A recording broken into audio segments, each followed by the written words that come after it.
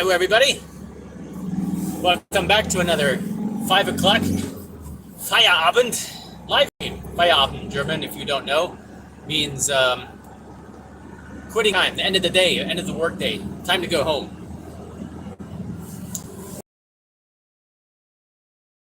It's the weekend. Yes, and I'm very much looking forward to actually going home and resting up a little bit. It was a tough week, very busy, lots of work to do. Just gonna give it a minute for everybody to roll in here. Hello, Curtis, welcome. It's funny how the lag is here. I can see you just wrote me. Oh, there we go, 2 people. It takes a while for everybody to show up. 1 person. Yeah, people pop in and out of here. Yeah, so today. So today's topic, today's on my way drive talk, my van blog, I guess you could call it, is going to be survival and preparedness. Not the notification this time. Wow.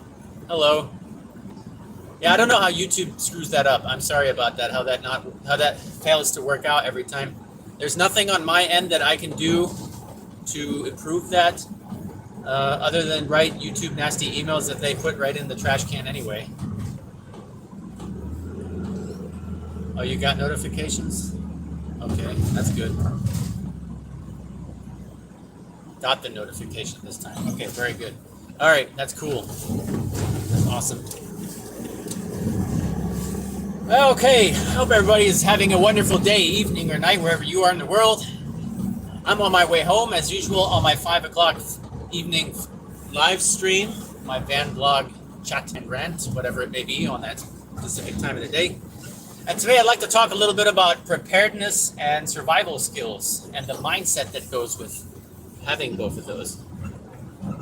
Now, comparing that also a little bit to the Viking Age, as it was crucial in that time period, is just as crucial as about any time period in history, but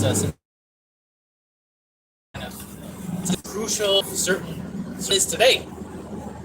And now I would say if you were to look back, let's say about 2 to 3 years ago, everybody would have laughed at you for even talking about anything in this matter. And now through all of the things that have happened in the last 2 or 3 years, a great cataclysm of awareness has been happening to those people who would have otherwise probably looked the other way and frowned upon changing their opinions and their mindsets to be better prepared for a situation that may change your life. Being prepared doesn't mean you have to go out to the supermarket and buy all the canned goods and have all the, prepared, having all the apocalypse supplies that you would have in a zombie apocalypse. Being prepared is more of a mindset. Now you have to look really, it also has a lot to do with studying the geographic area where you live. If you live in an area where you have a lot of earthquakes, you want to prepare for potential earthquakes and potentially maybe even having to leave your house because of damage. That's something you always need to be aware of. If you live in an area where you always have flooding, one of the more logical things would be to move, but that's not always possible for everybody. So you want to be prepared. You want to be prepared. So if a flood happens unexpectedly, you want to be able to be prepared for that. You need to have certain things in place that you can be resilient in that situation to where you can be able to help yourself so that you're not totally lost in a situation that ruins your life. Or actually, you could actually end your life if you're very unfortunate. And if you're able to help yourself, you'll be able to take care of yourself and your family a lot better. You'll be able to rebuild from that situation more efficiently. Being prepared can also mean that you live in a city and you live in an apartment and you're looking at energy crisis and food shortages. And I'm not talking a couple of cans, a couple of holes in the supermarket where you usually buy your favorite TV dinner or your favorite canned good. I'm talking about complete stores sold out and complete inventories of crops, not being able to produce those for a mass of people. That is a real food shortage. But we have shortcomings of the things that we are requiring for our daily lives. That is becoming the first sign that we're on our down a downward slope right to a real food shortage. The AdBlue crisis, I think we talked about this on the channel, my last live stream for a little bit. The AdBlue crisis is becoming a great topic here of discussion. And so that's just one thing in the big picture here. It's all tied together to make the whole system fail. It's all intentional, of course. We all know that. It's not a coincidence. If this was not an intentional, it's very common sense. If all of this nonsense that's happening in the world was not intentional, it could be fixed overnight. We could end the war in the Ukraine by diplomacy. We could stop all of these major companies, small businesses that employ a lot of people, that put a lot of people on the streets.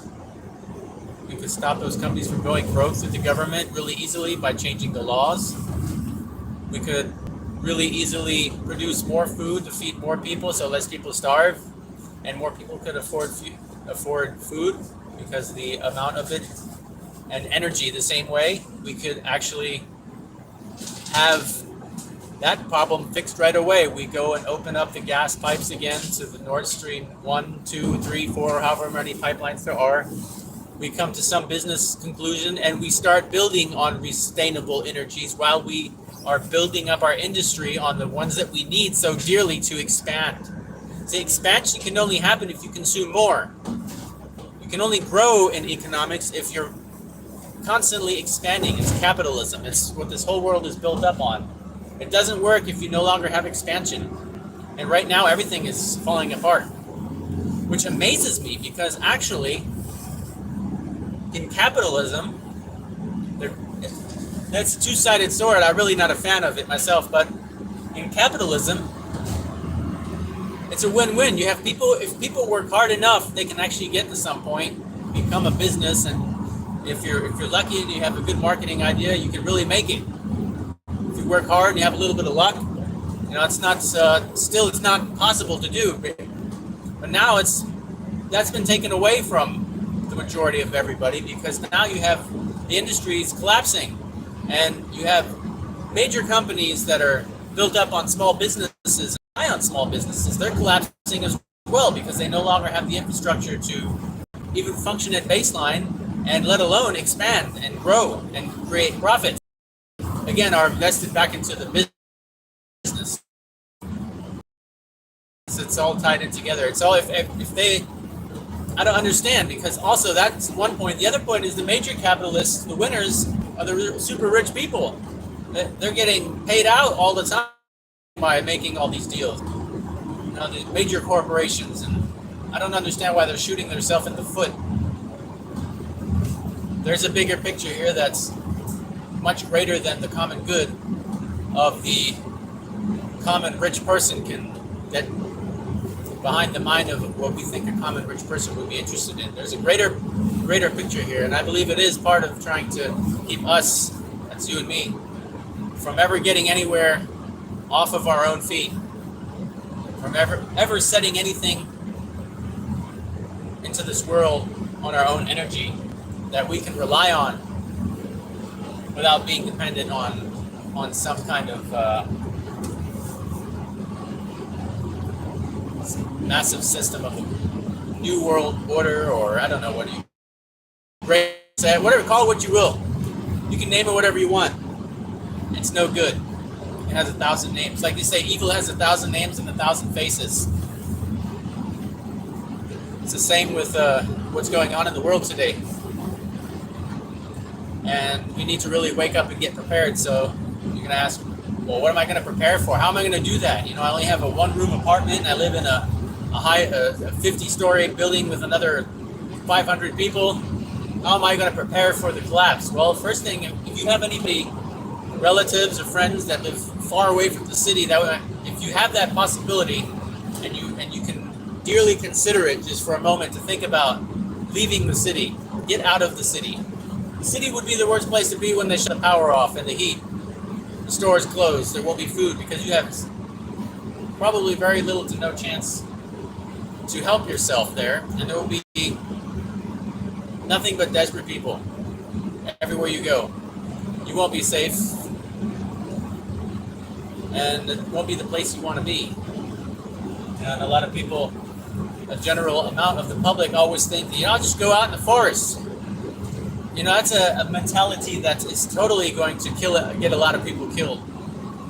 As soon as food becomes scarce and people will no longer be able to go to grocery stores to purchase food because there won't be any money, won't be electricity to go to ATM to get money, or the stores won't open because there won't be any electricity, people are going to start looking to where anything to eat comes from, and that'll be including the forest. That'll be the first person's idea. The majority of the people that are going to be running into the forest won't have a clue how to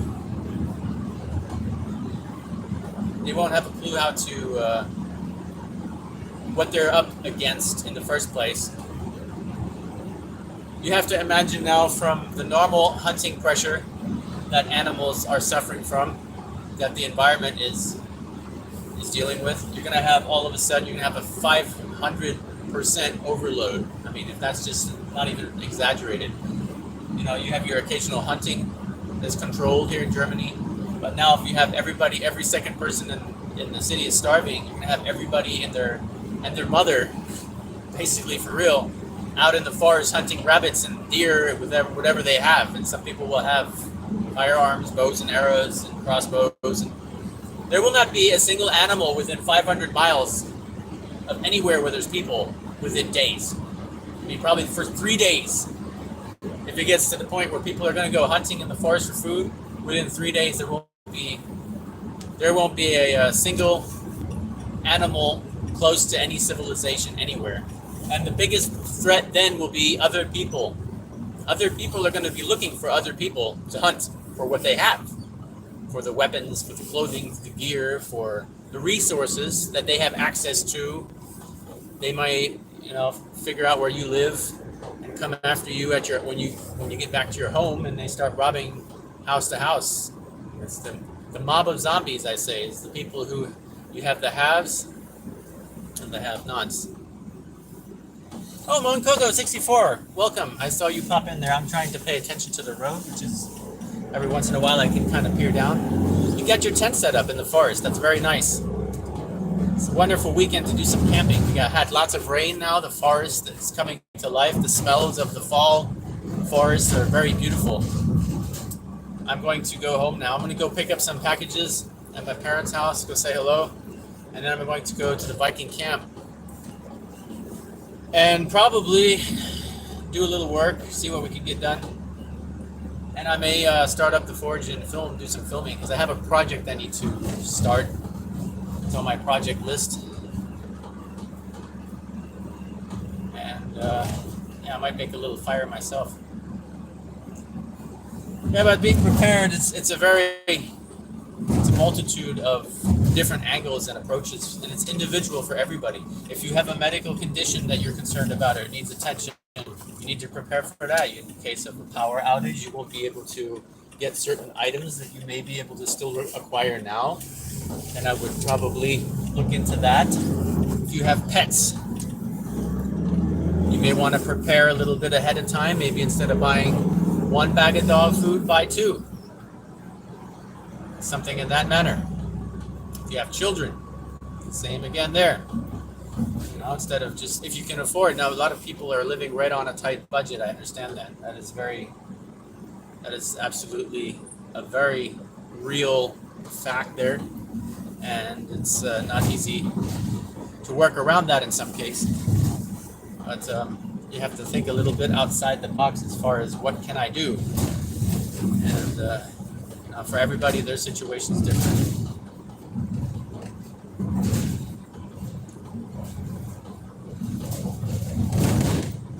Oh, you have some new outdoor equipment. There's some new gloves, some new blankets. That sounds like fun. Yeah, I'm looking at trying to get me some more of those U.S. Army, those green wool blankets. Those are absolutely the best. And they're super cheap. and I absolutely love them. They're also awesome for making medieval style ponchos, like on the go, and really good for the dogs if I need to grab a blanket or something, and that's really nice. It's hard to get a hold of them here in Europe. It's extremely difficult to get some that are still in good condition. I can't just walk up to the surplus dealer and go just buy like 10 blankets, vacuum packed in bags, nice and clean, brand new condition. I usually get like the recycled old stuff and have to wash it, or somebody he's happened to find something in someone's car one day. Yeah, something down that line of the matter. Yes, well, I've got almost at my destination, about another minute or two, and then I'll probably end the live stream. And yeah, it's a little bit about being prepared and survival skills, having some kind of skills, knowing how to make fire out of simple means in the forest, learning how to find shelter, learning how to make shelter, identifying certain trees for different kinds of helpful resources in the forest, knowing to get the actual skill of knowing to learn your environment, identifying what is around you, what kind of terrain, what kind of landscapes that are in your area, and that is very important.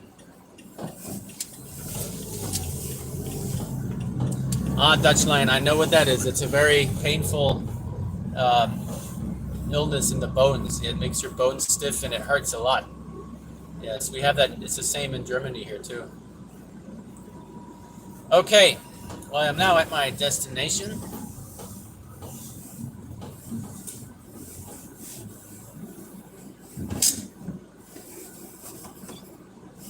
Turn off the car. I'm going to pop up everybody's messages real quick.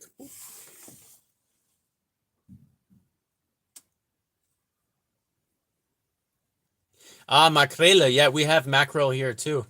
It's a very good because it has very essential oils, omega fats, and it's very good. Yes, I know it's a really bad thing, Roima. It's a lot of the older folks have it here, and they can hardly move. It's very terrible. But I heard it's not. This isn't funny or in any way. I heard if you urinate on your area, it's just kind of disgusting. A lot of old people. It's like a old folks secret. It somehow makes the pain go away for a couple days or so. I don't know. I've never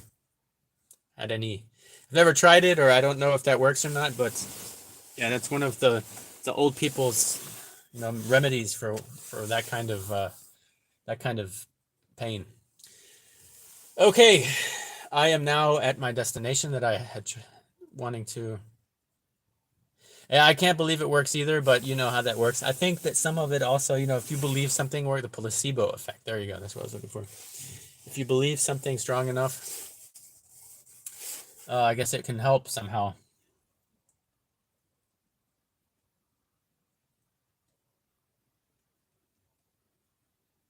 Straight out of the box.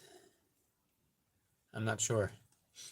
But I do have some of makrele from Norway still that I took with me from last time I went up there. I wonder if they're still good. I have to check the date. Probably expired. I'm not sure I want to eat fish that's expired 2 years. But I really would like to go back to Norway in December and actually maybe go on the ocean. Maybe go visit one of those islands. A little Pooh Bear wants out. Okay, everybody. Thank you for tuning in. I'm going to have to get going here. Like always,